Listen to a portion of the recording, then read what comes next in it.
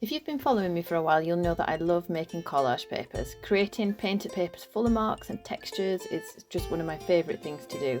But sometimes this happens to me, and I'm sure I'm not the only one. It definitely happened to me a lot when I was starting out. So when I first started exploring the wonderful world of collage, I would spend hours making what I thought were beautiful, exciting papers, but then I'd come to actually make something with them and I just couldn't get them to work together. There was lots of clashing colours and patterns and just not in a good way. So in this video I'm going to share with you how I now work around this. I'm exploring using a limited palette and it really does work. It's a brilliant way to always make sure that when you're making collage papers you end up with a set of papers that are cohesive and they actually work together, so then you can actually use them with confidence when you come to creating your work. If we haven't met before, I'm Rebecca. I'm a mixed media artist and I work mainly from my kitchen table studio. I create colourful collage sketchbooks, usually using my photography as inspiration, and I also like to include photos as collage elements in my work. I teach accessible, flexible online classes for all levels, and I'm keen to get us all making more art. That's what we're all wanting, hey?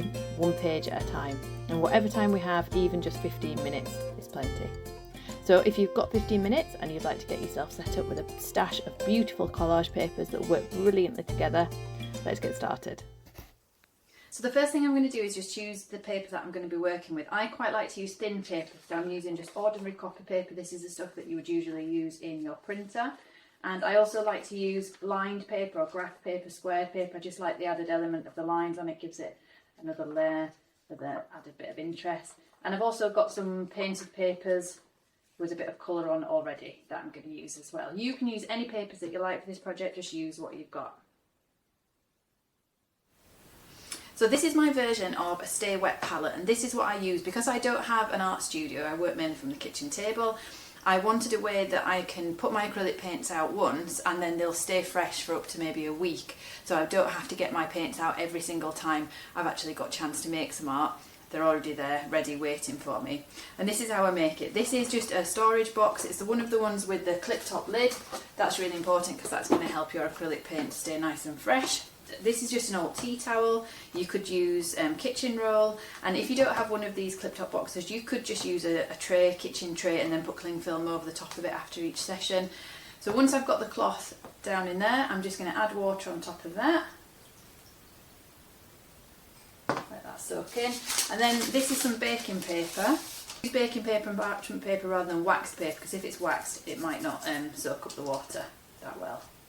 I'm going to add in my acrylic paints then, so I'm using one of each primary. So I've got a phthalo blue, I've got opera rose as my reddish colour, and I'm going to try cadmium yellow deep for my yellow colour, and I've got a black and white as well.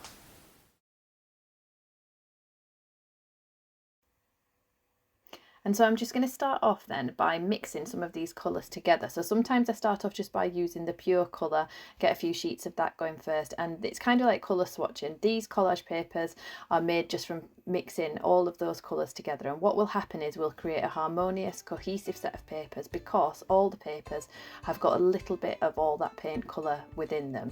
They've taken a little bit of each other, we've mixed it up, and we've ended up with a glorious palette that all works well together. So I'm just asking what if all the time. I'm not thinking about the exact science of colour theory behind it. That's why there's no sort of right or wrong way with this. I just make colours that I like, that I enjoy. I avoid colours that I don't like, so you'll notice that there aren't many purple papers, so I don't mix the pink and the blue together that much. I go with colours that I know that I'll enjoy using when it comes to actually making the collage, and the collage will work together harmoniously because we're using those colours that all came from the same palette rather than from lots of different tubes of paint that aren't even related.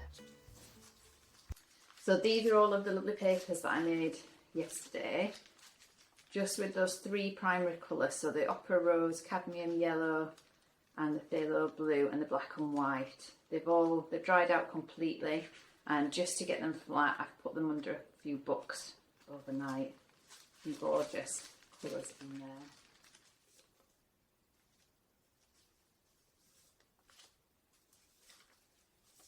So I'm just spreading them out here just to see if I've got a range of colours and if I've got a range of tonal value as well.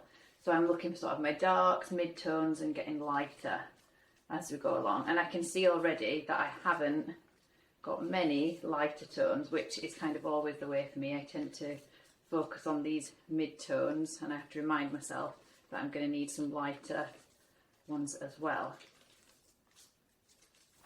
So you can see I've got lots of nice dark tones, I've got lots of mid colours here, all these brights are fantastic, I love these ones. But then I've got some lighter ones, but I haven't got any really, really light tones, so I'm going to work on that now and just do a little extra set of some nice white colours. So here's my Stay Wet palette from yesterday. It hasn't dried out, the colours are really wet, still really wet, got lots of life left in them. And you can see on this palette, all of these colours have kind of smudged together as I've been mixing them and making them. They've all kind of turned to kind of this muddy colour. Still got quite a lot of blue left. What I'm going to do is make some really interesting white from this. Okay, now I could just paint some pages white, I could just use white paper if I wanted, but to get some really interesting whites with depth and with a bit of interest to them, I'm just going to add a big blob of white into my palette. And I'm just going to play around with mixing some really interesting whites. And again, these will go well together with our papers because they're going to have bits of all of these colours that I've used in the papers will be in the whites. So let's just start off adding a bit over here.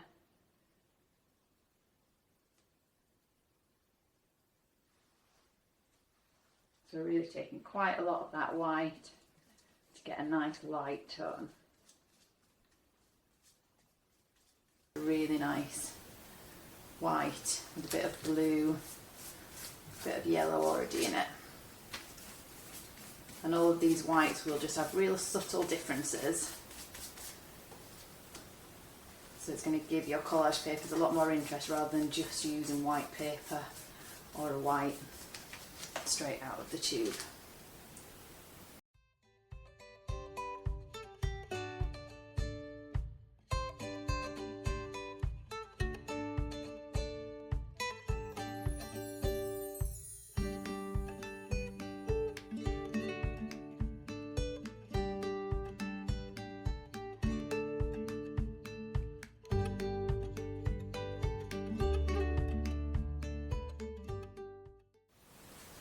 Just look at all those gorgeous colours. You can see just by looking at this range that if we pick out colours, they're going to go so well together. If I pick that orange and blue, that is going to sit so nicely together.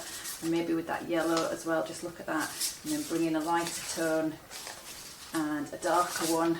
And you've got a great colour palette to work from. So you really don't need to go out and buy all the individual tubes of paint. Only just from those 3 initial primary colours plus our black and white.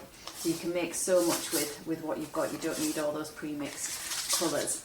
Thanks so much for watching. I hope you've enjoyed it.